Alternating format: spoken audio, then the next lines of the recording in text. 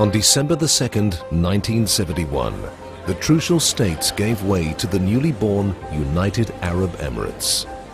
Meeting in what was known as the Guest Palace, the rulers of Abu Dhabi, Dubai, Sharjah, Ajman, Al Quwain and Fujairah signed the country's first constitution and established the independent state of the UAE. Ras Al Khaimah joined in February of the following year. Sheikh Zayed bin Sultan Al Nahyan, ruler of Abu Dhabi, was elected president of this new country.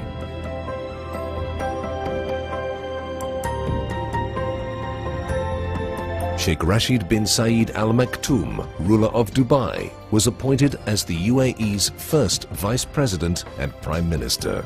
Together, the dignitaries and guests gathered under the world's newest national flag. Today, Union House stands as a reminder of this successful federation, with a much larger national flag now flying over this historic landmark. Looking back, it's amazing how far the United Arab Emirates have progressed in such a short space of time. It began with pearls. The pearl industry was a major source of income for communities on the Arabian Peninsula. Tribesmen would migrate to the coast during the pearling season to work on the fleets putting to sea. The pearling dhows would spend many weeks and even months gathering oysters from the seabed. The industry collapsed in 1930 due to the popularity of artificially cultured pearls. Coastal communities dependent on fishing and pearling had to find new sources of income. It was shortly after this that the first air links to the region were established. Sharjah became a vital stopover in 1932 for aircraft en route from Great Britain to India and on to Australia. Passengers would stay overnight in the Al Mahata fort before departing the next morning. The airstrip's fort was practical, necessary to protect against occasional raids by Bedouin from the interior. Today, the site is an aviation museum, displaying aircraft that served the region. And Sharjah has grown from its humble beginnings into a major city.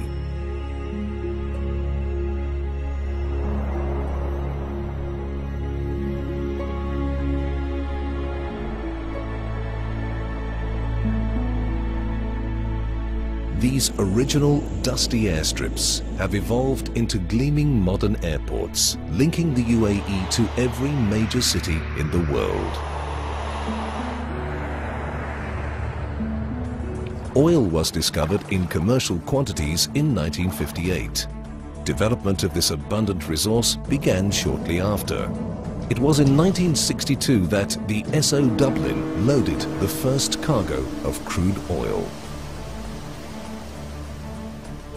In addition to exporting oil, the need to be self-sufficient led to the opening of the Ruwais oil refinery. Onshore and offshore oil production continued to develop throughout the 1960s.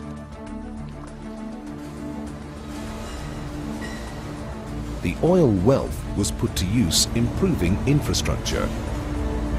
The city of Abu Dhabi embarked on a wave of construction that saw the island's shoreline dramatically change.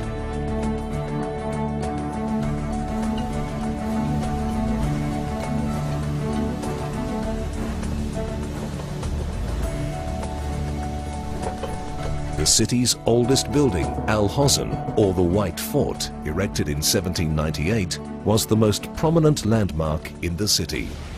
Today, the fort, now undergoing restoration, is surrounded by the skyscrapers of Abu Dhabi. The city is still developing and growing, worthy of its place among the world's capitals.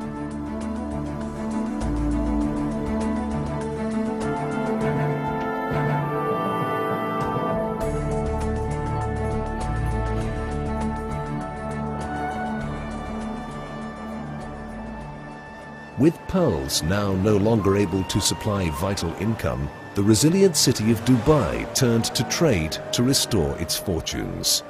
It became a base for commerce throughout the Gulf region.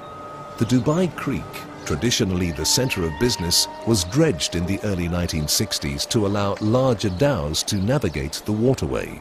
This allowed the city to continue to grow as an important commercial hub. Dhows laden with goods are still a common feature on the city's creek, an historical link between the old and the new. Increasing demand led to the world's largest man-made port being created at Jebel Ali.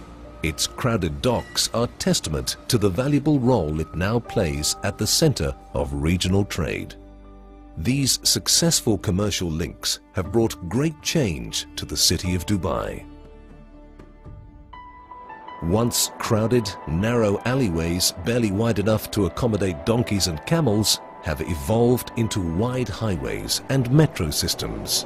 These, in turn, weave through record-breaking skyscrapers and developments that are the icons of the city.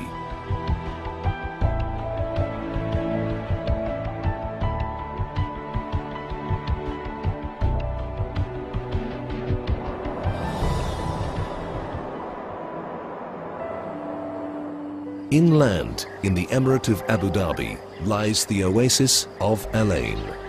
Prior to 1971, the city was a base for the Trucial Omani scouts, who would set out on camel to police the area. They were based at Al Jahili Fort, erected in 1898 by Sheikh Zayed I and used as his summer palace.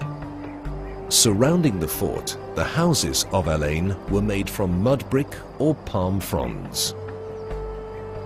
Today, Al Jahili Fort stands restored and is a popular tourist attraction.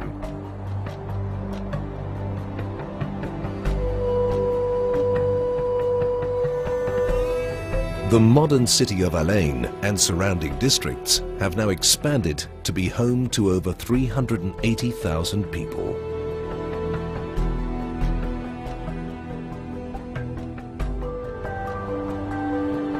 Throughout the country, constant reminders of these links with the past can be found sitting side by side with modern wonders.